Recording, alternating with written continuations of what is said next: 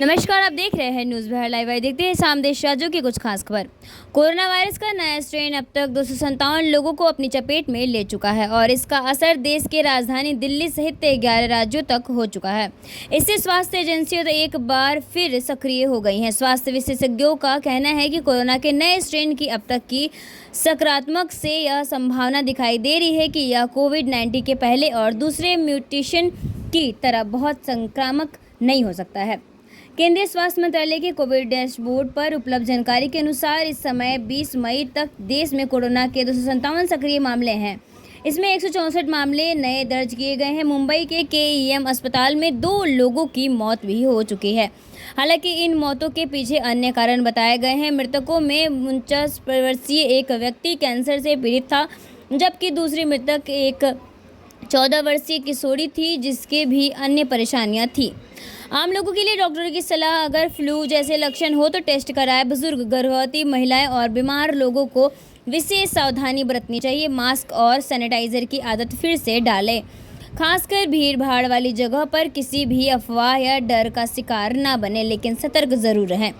Mumbai Ahmedabad bullet train project के काम ने पकड़ी तेजी। 300 किलोमीटर लंबा पुल तैयार। National high speed rail corporation NHRCL ने मंगलवार को यह जानकारी दी। वक्फ बोर्ड की सुनवाई के दौरान CJIBR गवई ने बड़ी टिप्पणी की है। CJI के अनुसार संसद द्वारा पारित कानून की संवैधानिक होती है। ऐसे में जब तक कोई ठोस मामला सामने नहीं आता है, अदालत इसमें हस्तक्षेप नहीं कर सकती। वहीं लोकसभा में विपक्ष के नेता राहुल गांधी ने कर्नाटक में राज्य सरकार की उपलब्धि को गिनाते हुए भाजपा पर जमकर हमला बोला है। उन्होंने कहा कि भाजपा और PM मोदी ने कहा था कि कांग्रेस इन गारंटी को पूरा नहीं कर पाएगी।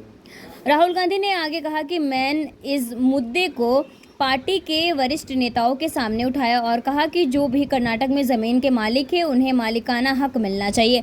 आज कर्नाटक सरकार 1 लाख परिवार को मालिकाना हक देने जा रही है।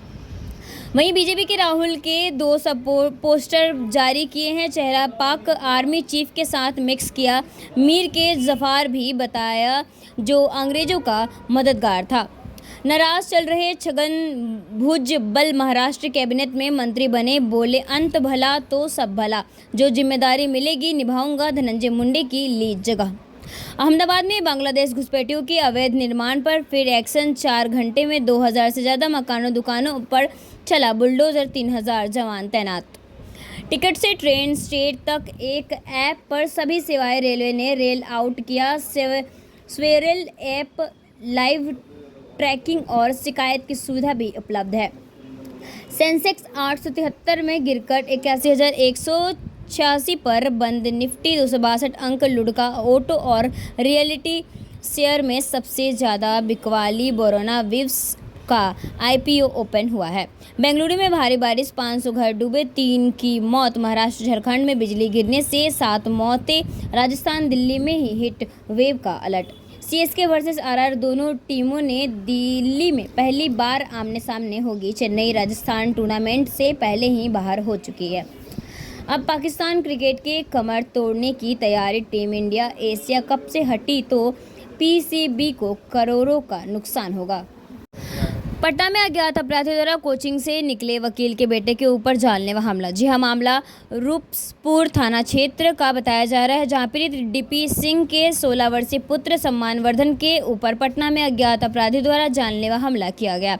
आपको बता दें कि युवक कोचिंग से निकलकर घर की तरफ जा रहा था, तभी हेलमेट पहने हुए अज्ञात अपराधियों द्वारा उस पर हमला कर दिया गया। उसके बाद लोगों के बीच बचाव करने वह वहां से अपने घर पहुंचा। उसके बाद उस पूरी घटना का वारदात CCTV कैमरे में कैद हो गया। उसके बाद पीड़ित परिवार ने रूपसपुर थाने में अपराधियों के ऊपर कार्रवाई करने को लेकर आवेदन दिया। इस घटना में उसकी माता का कहना है कि हमारी दुश्मनी एक पटना के बिल्डर से है, जिसको लेकर बीते हुए कुछ महीने पहले हमने रूपसपुर थाने में आवेदन भी दिया था और यह सारा कुछ उसके द्वारा ही करवाया गया है। वहीं पीड़ित DP ने पटना SSP से न्याय की गुहार लगाई और दोषियों पर कार्रवाई करने की भी मांगी है।